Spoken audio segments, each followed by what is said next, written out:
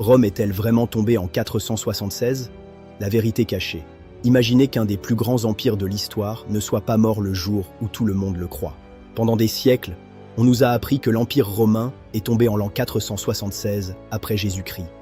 Cette date est considérée comme la fin de l'Antiquité et le début du Moyen Âge. Mais si cette histoire était incomplète?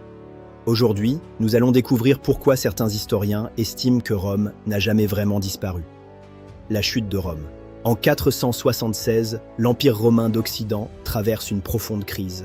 Depuis des décennies, il est affaibli par les invasions barbares, les guerres civiles et les luttes pour le pouvoir. Cette année-là, un chef germain nommé Odoacre renverse le jeune empereur Romulus Augustule, considéré comme le dernier empereur de l'Empire romain d'Occident. Cet événement est souvent présenté comme la chute de Rome. Mais contrairement à ce que beaucoup imaginent, les villes ne sont pas détruites en une seule journée.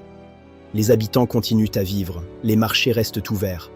La chute est donc progressive et non soudaine.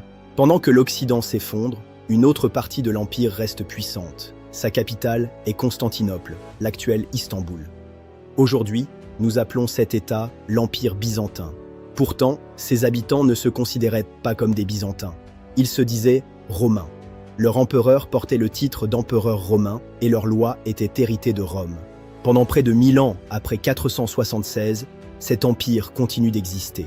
Ce n'est qu'en 1453, avec la prise de Constantinople par les Ottomans, que cette dernière partie de l'Empire romain disparaît définitivement. L'héritage de Rome. Même après la disparition de l'Empire d'Occident, l'influence de Rome reste immense. Le droit romain inspire encore de nombreux systèmes juridiques modernes. Le latin donne naissance au français, à l'espagnol, à l'italien. Les routes, les ponts, les aqueducs et de nombreux bâtiments romains sont utilisés pendant des siècles. L'Église chrétienne conserve aussi une partie importante de l'organisation héritée de Rome. En réalité, l'Empire disparaît politiquement, mais sa culture continue de façonner le monde. Alors, Rome est-elle vraiment tombée en 476?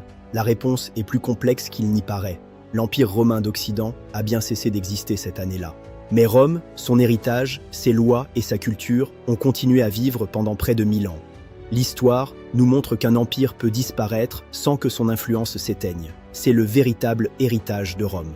Si cette vidéo vous a permis de voir l'histoire sous un nouvel angle, pensez à vous abonner à Histoire Révélée. Laissez un commentaire. Selon vous, Rome s'est-elle transformée? À très bientôt.